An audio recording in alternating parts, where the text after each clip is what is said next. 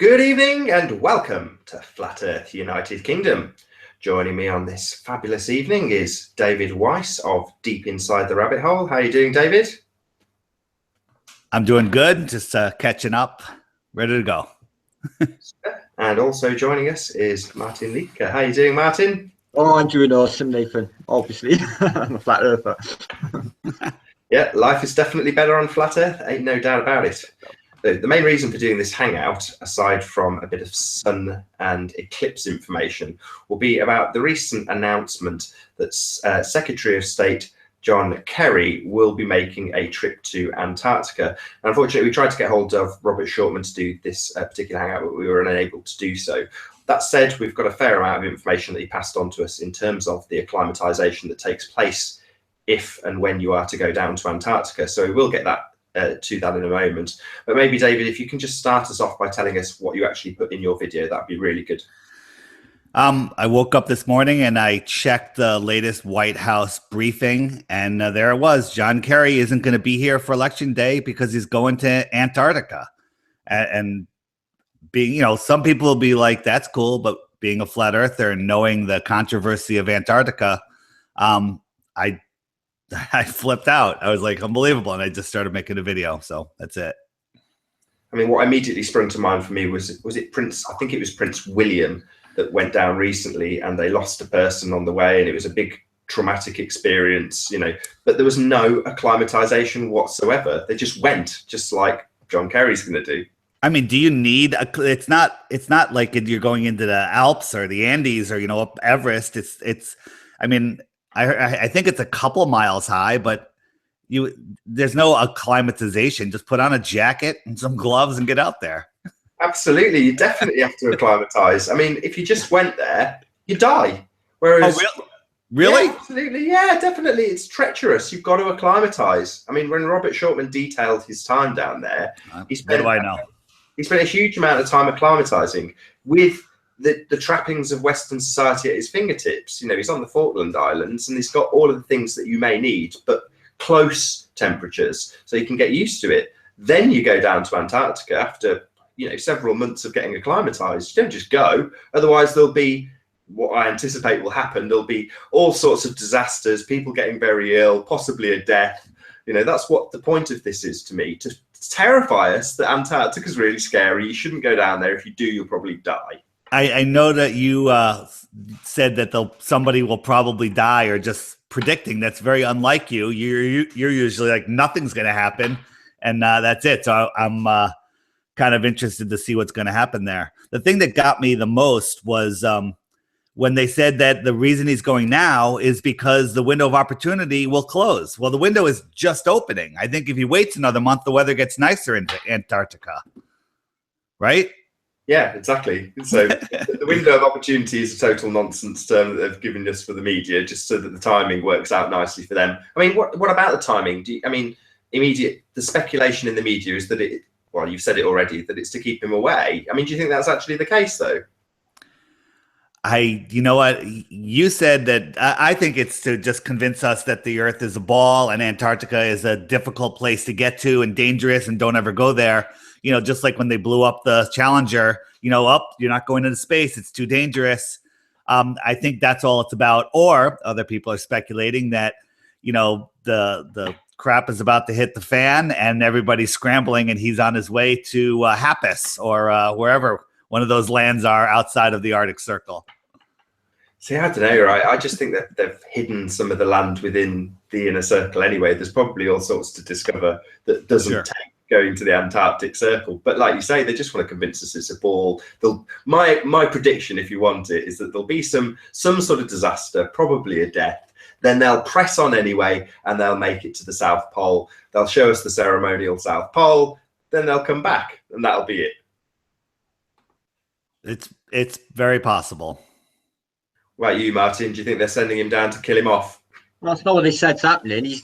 The press officer in that video, he was just lie after lie.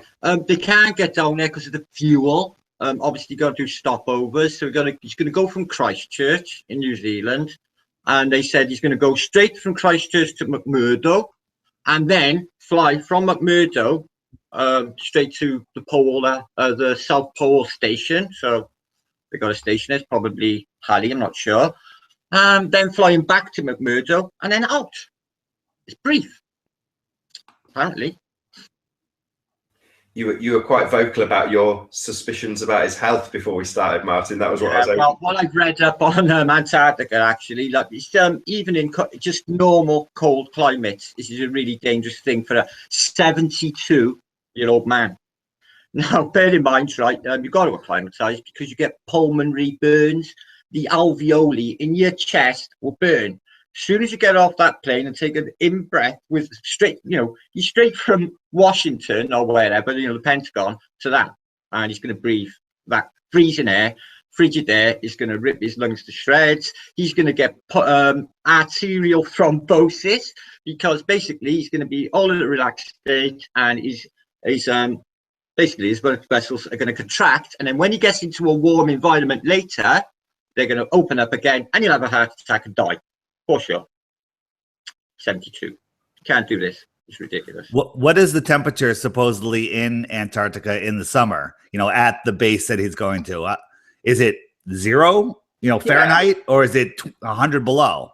Certainly, Robert Shultman said that at times it was 0, and because of the layer of blubber he put on. I mean, he detailed this right down to the amount of money that they would spend. I think it was something like a first officer has something like £12. Allocated to them, whereas they had something like £38, and they were scrumming themselves stupid with chocolate and sweets to build up a layer of blubber. And he said that by the time you've built up this big thick layer of blubber or fat, you could actually go outside at 0 degrees, to answer your question, and in a t-shirt, because you've been acclimatized. In other words, it wouldn't feel as cold as it perhaps was. Okay. No, it is right. In my experience up in the, I've been in the Arctic Ocean, not south, but I've been in the North Arctic Ocean, and basically my hands would be constantly in a state of no skin on them. From every time I touched the metal, the skin would come off my hands, so I couldn't actually touch anything, and everything would be painful. So it was an agonizing nightmare, and the skies are black, the seas are black, and everything is horrible, and you do feel ill all the time because of the air you're breathing. And I can honestly say I couldn't wait to get further south. And every time the skipper would say to me, "We're going north, Martin," my stomach would turn over, do somersaults, because I would think, "Oh no, not again." I know. So it's not nice. And that's the north, I got to be honest. But it was October when I went there that time, and it was really bad. Ice breaking. I can't picture John Kerry touching metal and having the skin ripped off his hand. Do you know what I mean? It's just not an image I can picture. And this happened. He's obviously a senator. He's going to be having silver service and a butler, but he's going to have to do some. He's not going to have a whole entourage with him, is he? To the South Pole, but he's probably going to have a camera crew and stuff. But he's going to fly direct from McMurdo. There's going to be people in the South station. So you're probably going to meet them, shake their hands. Is he going to fly on the Air Force One or his own plane? I would assume. They didn't state. Yeah. Just said fly. It could be a Sea King, a helicopter, all we know. So. Wow. So that's it. We've reached the end of the details that we have on this subject. That's it. So here the possibilities are: John Kerry's going to disappear, and that'll be a national tragedy to distract us from everything else. Someone on his team will die, or there'll just be some stupid ceremony. Hey, I'm at the North Pole. It's really cold here. It was awful, and we almost died, but it was fine. And it's just more ball programming. Yeah, for sure. I mean, you mirrored, I think, a anonymous piece that you found. So, man, that's the problem with anonymous. Anonymous could be anybody. Anybody can make an anonymous video, even me, in an hour's time. Write a script, put it through your natural reader, put the stupid video on it, and there you go. I purposely didn't put my logo on it, because towards the end, if you can't figure out that I made this entire thing up, their GMO fluoridation program is working very well.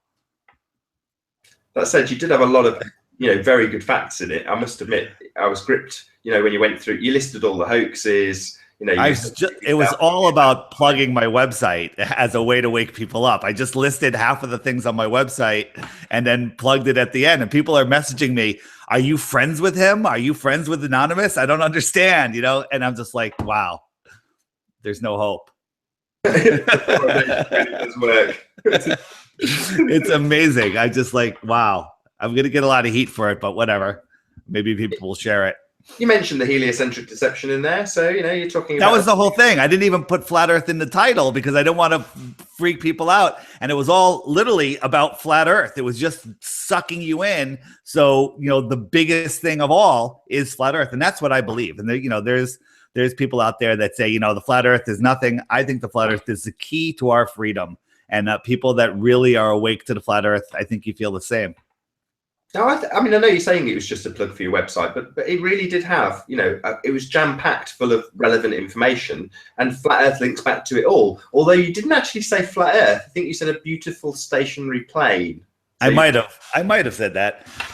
Yeah, but again, you know, I'm plugging my website that only costs me money. I don't make money on the website. The whole thing is for information, to wake people up. You know, we're here on this hangout. We have 90 people watching right now. Everyone here knows the Earth is flat and all the false flags. We need to go out and tell other people, share videos. You know, I mentioned in the anonymous video, set their homepage to Deep Inside the Rabbit Hole. I thought that was funny, and it's pretty effective.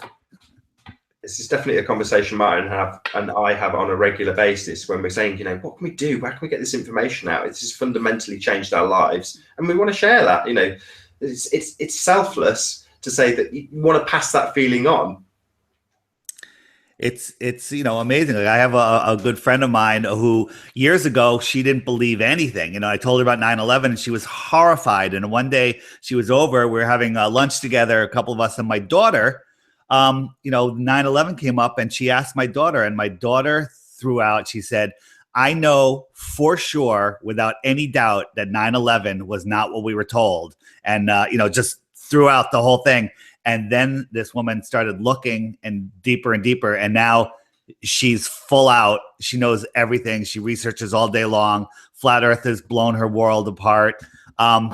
And she's a completely different, awake person now. So we actually call each other quite often. Like when all of this stuff is coming out, it's like, I don't have anyone to talk to. She moved to Arizona. So we're like talking on the phone. It's like, I just need someone to talk to.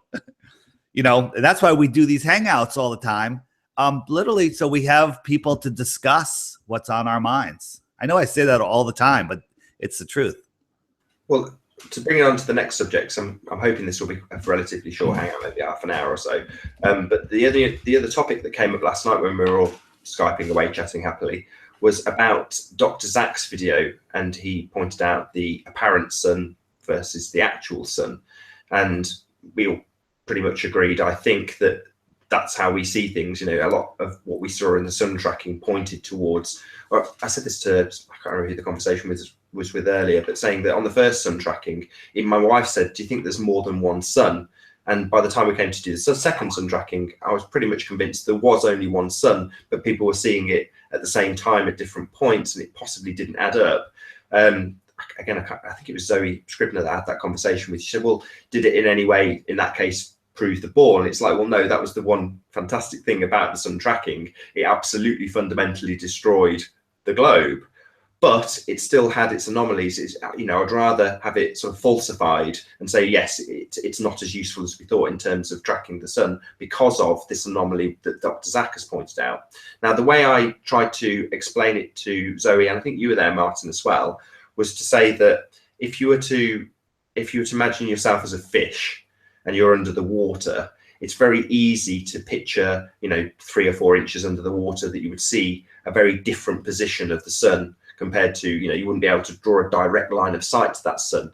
You know, you're only going to look at a straw in a glass of water to know that it would shift. And that would be the case for the fish. Well, we are like the fish in our own medium. It's not as dense as the water, but we're certainly in our own medium. Therefore, as we look up through the other layers and mediums above us, we're going to have the same effect. Obviously to a lesser degree because we're in a less dense medium, but it stands to reason that we are not going to see the exact line of sight between us and whatever the giant shining ball of fun in the sky is. Would you guys agree? Absolutely. Absolutely, yeah, 100%. Beautiful analogy, though, because I have tried to catch a fish this way by hand, and it's nearly impossible because where you see them is not where they are. They're over by there. So, yeah, I get it. It's brilliant. Yeah, not saying we are fish, just in case I get any comments. Are you saying we're underwater?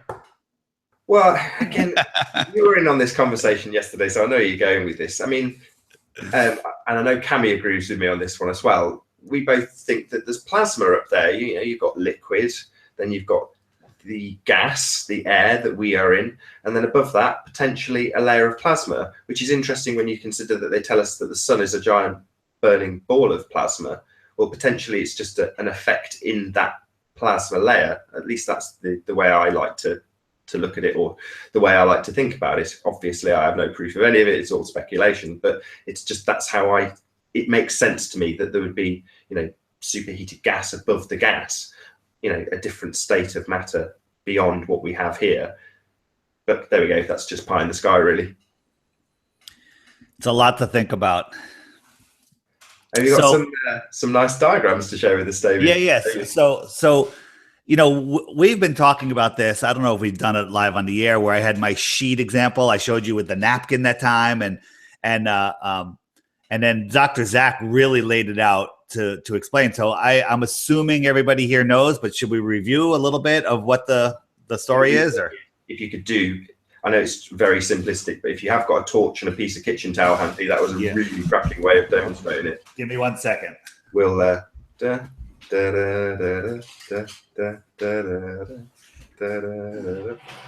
look amongst ourselves, eh, Martin? I don't have a torch, but I do have a flashlight. That'll do it. Yeah. So if it was dark, and so I have other lights on in here, and this is I just imagine that I'm doing this vertically because I can't do it over my head for the camera. So this is the sky, and it's pitch black. You can't see it, but then the sun comes up, and the sky lights up, right? And then if you look, the whole sky is lit, but if you look through it, can you see where the light is? So the whole sky, there you go. So the sky is now lit up, but you can see that the sun is in a specific spot. So the sky electrically lights up. I mean, the sun electrically lights up the sky, as Matrix Decode showed with his lightning bolt in the middle of the night. Turned the sky blue, lit up everything. Yeah, I hate to disagree with you while you're in the middle of your example. The camera's, but I think it's the other way around. I think the sky creates the sun. So that's what I was saying when I was saying about it being a layer of plasma. So you've got the artifact that is the sun in that layer. Therefore, the sky creates the sun in my idea. I mean, it's just the opposite of what you've said, which is why I had to point it out. No, that's okay, because that's not the. You might be right. It's what we're seeing is an energy source, and it's manifesting itself in what we call the sky, whatever that is. If that's water, if it's plasma, if whatever it is, and then we're seeing it in different positions. So the example that I use is imagine we stretch out a sheet all the way across the floor 2 feet in the air, and you're underneath it on one side and I'm underneath it on the other. We're little tiny people, and there's a light high up, 100 feet in the air. The whole sheet's lit up, but we both see the light right above where the sheet is. Like I see it over here and you see it over here, so we're both seeing the sun in two different positions, but it's really the same sun. And I think that's what's going on here on Earth, and that's why we really can't triangulate the sun. And that's why when you look at the sun, I did a time lapse of the sun yesterday.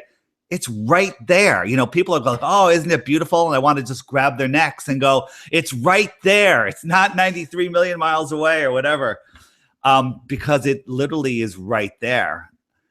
Just because they're awesome, you're probably going to hate me for asking you this live. Good. Can you share with us the pictures that you took yesterday? I know you're signed. You don't want to. Let me see if I can find them. What did I do with them? Go ahead, talk for a minute. Let me see if I can pull them up.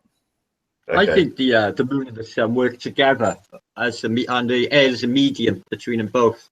And if not, and what you're thinking, Nathan, then maybe the moon slipped out of the plasma layer and is a failed sun. Just throwing it up there. Yeah. A couple of ways to look at this. Postulated a couple of times that it could just be another sun that's died, but it does seem to have its interactions with the sun. It seems to, again, as Bob and Cammy have been trying to point out, it seems to fluoresce like like when you hold a fluorescent bulb near a plasma ball. It fluoresces the light, but that does seem to again make sense to me. I cannot share them. They're not on this hard drive right now. I had to remove some stuff, so I moved my photo library. Well, look out for that video on Deep Inside the Rabbit Hole, because it was stunning. The pictures were breathtaking, I won't lie. Oh, of the sun setting with the pictures in the background, I could show you those. That's actually let me pull that up. Oh, that's kind of what I wanted. Yeah, you zoomed right in, and you've got obviously the sun is tiny, but you're far enough away. You've got buildings 20 miles in the distance that are silhouetted against the back of the sun. It just looks breathtaking. Here we go. I wasn't expecting that. It just kind of showed up. So the sun was setting, and all of a sudden I could see. There's no way I could see that flag and that church, that's probably 15 miles away. Maybe a little less.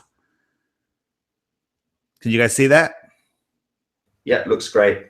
Yeah, everyone on Facebook is accusing me of Photoshop, all sorts of stuff. It was pretty good. Taken with a Canon P900 camera. Yeah, Nikon, available on deepinsidetherabbithole.com. Yeah, we make no money from camera sales. When you, if you go on Amazon through Jaren's website and then mention DITRH, you'll get 0 discount. But did you have the because the thing that we started that conversation off was with the eclipses, and you had a little diagram, a little diagram, yeah. So we'll talk about that. Let me pull that up. You got to give me a second here because it's different than Skype. All right, there we go. All right, can you see that? Not quite just yet. Yeah, there we go. Okay. All right, so this is my crappy graphics warning here. So if you think about here's the Earth down here, this blue circle, and the in between the two lines, we'll just call that the sky. So ignore this for right now. This is the sky in between these two lines, and the green is the moon, and the yellow is the sun. So if we had the sun, the moon, and the sun up here, it's going to reflect not like this. It's going to reflect like this, right? So if you have two things, the reflection is going to have the one that's closer to the reflection closer to it. Does that make sense?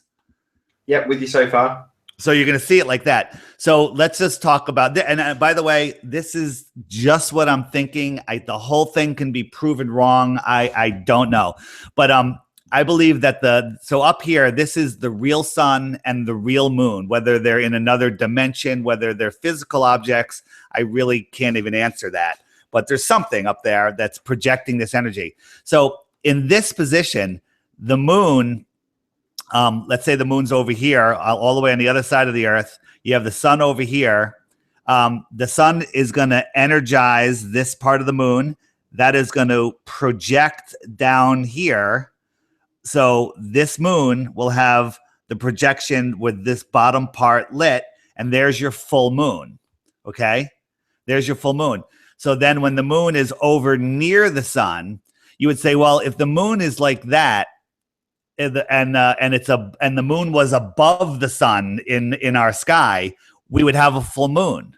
But in reality, I think that the sun, the real sun, is lighting up the bottom half of the full moon of the moon here. Well, hold on, I got it wrong.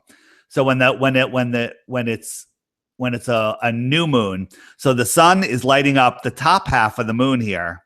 It's projecting itself down here where the top half is lit, and from our point of view, it's a new moon. So here's the sun, here's a new moon. You can't see it. So imagine this: the real moon is the sun is projecting itself down, and we're seeing the sun here as this new moon that we can't see because none of the bottom is lit is crossing in front of the sun. That could cause the eclipse that we see down here because the sun gets blotted out by this invisible moon from our point of view. The moon is really behind the sun. So how could it possibly eclipse the sun? And if you look when the moon eclipses the sun, I don't know if anyone ever sees the moon. Perhaps, until I see otherwise, I don't think that you can see the moon, and that's because this real moon is eclipsing the sun. That's what I was thinking about. It kind of makes a lot of sense to me. I love it. I mean, it's like you said, it potentially could be pie in the sky, but we've got to spitball these ideas to get anywhere. You could be absolutely 100% correct for all you know, and it's fascinating to have these conversations. I'm certain people will make a comment of it down below. Well, yeah, I'm sure, but that is an explanation. If the sun and the moon are projecting themselves down and the moon comes in front of the sun gets literally eclipsed, and we're seeing the sun down here, and an invisible eclipse happens to the sun, but it's really happening above where we can see in another dimension, thousands of miles high. Maybe it is 3,000 miles high, the real sun and moon, and we're seeing it 10 miles high. I mean, I will give it a quick plug to the video I did with Cami Nodal, which was called How the World Works. And in that video, she explains how the sun and moon are, in her words, teeter-tottering in terms of their height as they navigate their way around the flat plane that is Earth. So yeah, check out that video, How the World Works, on Nathan Oakley 1980. It's in 3 parts. And then on my secondary channel, which is just Nathan Oakley, it's on as one video. So yeah, check that out. Before we do, as I say, I'm hoping to round this out maybe about 5 minutes time, keep it quite short. But I did want to mention about the satanic exposure that we've had in terms of the ritual bloodletting and so on and so forth. I know that, I'll give a preamble, for probably the last 12 months, I've been trying to, with Antonio Subrats on Mechanics of the Fourth Wall, kind of get to this information that the false paradigm that is the Christian belief and the Luciferian belief, and the kind of way that's presented to keep us in a state of fear, and also externalize a lot of the potential abilities that we have. But I just wanted to get your guys' take on that exposure. If you don't mind giving us a few words on that, would be brilliant. Martin, you want to go first? Yeah, no worries. Well, concerning, like, I suppose you're on about Clinton's campaign advisor. Have you just been basically accused of occult practices, something to do with spirit oils or whatever, something I know nothing about anyway. So I read the article yesterday. Obviously, they're painting a picture of satanic occult practices within the American, well, basically the Clinton administration. But is that just a smear campaign? Is there any truth in it? Well, we can't possibly know that. But it seems to be this evil idea throughout the whole of the elites. And to be honest, if I take a look at any one of those people, the first thing I think is, Jesus Christ, you look like one of them. It's me. I just think this straight away. These elites do not look right. They look like these kind of people, if they exist. Now, the devil, God. Now, I do think there's a God. If there's a God, does that mean there's a devil? Well, I don't think he's a devil like a bloke in a leather jacket. I also don't think he's a goatee dude. But I do believe there's plenty of people that believe this. I believe people play magic. I believe people invoke. I believe these things do exist on the ethereal realm, just in eternity, not very far away. I don't think it takes a lot of mind to bring these things on. And I think if people got the knowledge, definitely the ancients, the esoterics, and the Egyptian learning schools, and go right back, they knew something that modern man in Western philosophy does not know. And that is what it is. I think they use practice, magic, to basically keep the masses asleep. This is my own personal opinion. I got no evidence for this in my own experience. I got to be honest, but I do feel this shit is happening. I feel whatever is on this plane, there is a wave of evil that's gone right fucking through it. And I can feel it this there, but I'm in the light. But I still know it's there. If anyone else has picked up on it, I'm not sure. But there seems to be evil right the way fucking through it. Just take a look at the movies. Every single movie is a dark energy fucking movie to keep you on a lower vibrational state. If it's not alien abduction fucking film, it's somebody getting blown up. Everything is lower vibration. And that's where they want everything, every sector of society. If you're not worried about ISIS, if you're not worried about the foods, if you're not worried about nuclear war or anything, you know, getting hit by an asteroid. Oh, God, there's 1,000 things like they mention every day that could kill us. But I really do think these things exist, but I got no evidence for it. I'm not saying the devil's a dude, but I do think evil's a real thing. I think pure evil is a real thing. There's plenty of evidence that the elite believe it and that the elite practice it. I've been screaming about it for years on my podcast. Everyone says I was crazy. You know, David Icke talks about it. You know, the guy, it seems to be like 90% right in everything he said. And now they're admitting it, you know. So my take on the whole thing is this is planned. This is a planned disclosure because disclosing it actually makes the magic more powerful. That's why they tell us everything that they're doing. This is planned to come out, and they came out literally just days before the selection process, and people won't even see it. You know, some of us have tried to share it with, you know, other unawake people, and they're like, oh, that's just conspiracy stuff, and they won't even watch it. And then when you show it to them, you know, they'll be like, that's ridiculous. None of that's true. You're a conspiracy theorist. But that's just like them telling us about 9/11, about everything else. It makes their magic stronger. I forget the quote. It's something, you know, if you only, I mean, you have to post your magic publicly. You know, recently there's been a lot of videos coming out on blood over intent. Have you guys seen any of that? So the blood over intent stuff is fascinating, but all of a sudden I'm seeing these videos, and then a couple days later, all of a sudden this WikiLeaks email burst of, you know, blood sacrifice, you know, all sorts of stuff. It's amazing. If anybody really, you know, wants to hear a good report on it, the Hagman and Hagman show, which I don't listen to very often, but they had Ted Broer on yesterday. Unbelievable. This guy takes it to the next level. If you want a good freak out, listen to that. It's free. It's on the internet, Hagman and Hagman, wherever you get it. I mean, I really liked Rushenvid's assessment of it because he basically was sort of, you could, although you can't see him, he's sighing and rolling his eyes and just essentially saying all the world's a stage. This is all absolutely intentional. It's all planned. They don't disclose things unless they intend to. And it's to keep you in that false paradigm. You're taught as a kid about all of these mystical powers in Christian upbringing, certainly in Western societies. And we're told about the power, the ethereal power of God. And then you scratch the surface because you've normally had it highlighted through a subliminal, you know, occult symbol that's been planted into a cartoon or something. You start scratching the surface a little bit further, and as you say, David, you find out that it's absolutely true. There's plenty of evidence to show you that the elites practice this stuff. So yeah, it's there in your face for you to find, and they want to keep you in the. Martin, you mentioned this about what's in the movies. You know, you're left with the idea, with the suspension of disbelief, the good versus evil, the Star Wars, power of the Force, whatever you want to call it, the white versus black, the good versus evil. It's all the same exact thing. And it's there to keep. Well, the only thing I can say, Neil, is I think the mind is the strongest thing on the plane. And I think the power of suggestion is, you know, it can save your life. It can kill you. It can do, you know, it can build cities. It can conquer countries. It can do anything. So, you know, if it can think these things and maybe for certain people manifest in a reality for them, then maybe it is a reality. People all in the mind. People can exercise intent. I mean, you're talking about how did you phrase it, David? Blood over intent.